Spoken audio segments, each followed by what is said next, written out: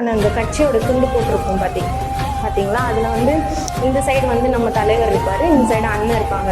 அப்படியே மனசு சோர்ந்து போய் உட்கார நேரத்தில் என்னதான் ஆர்வமாக இருந்தாலும் ஏதாவது ஒரு செகண்ட் தோணும்ல, ஐயோ என்னடா இவ்வளோ வெயிலாக இருக்கே முடியலையேன்னும் போது இப்படி கீழே குனியும் போது அவங்களோட முகங்கள் தெரியும். நான் நிறைய தடவை அதை பண்ணியிருக்கேன். அவங்களோட முகத்தை எடுத்து பார்ப்பேன், தலைவரோட முகத்தை எடுத்து பார்ப்பேன், பாலச்சந்திரனோட முகம் ஞாபகம் வரும். என்னுடைய ஹேண்ட்பேக்லேயே சொல்ல போனீங்கன்னா பாலச்சந்திரனோட புகைப்படம் இருக்குது. அவர் வந்து பிஸ்கெட் சாப்பிட்டுட்டு இப்படி பார்த்துட்டு இருப்பார் பார்த்தீங்கன்னா, அந்த புகைப்படத்தை நான் ஃப்ரேம் போட்டு என் ஹேண்ட்பேக்கில் வச்சுருந்தேன். இந்த மாதிரி எல்லாம் மனசு ஒரு அடையும் போது அதை எடுத்து பார்த்துப்பேன்.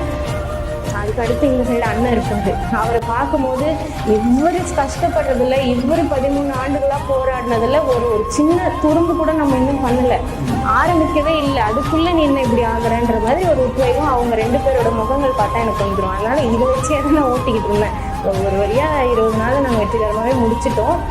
நாங்கள் நினச்சத விட சிறப்பாகவே பண்ணிட்டோம்.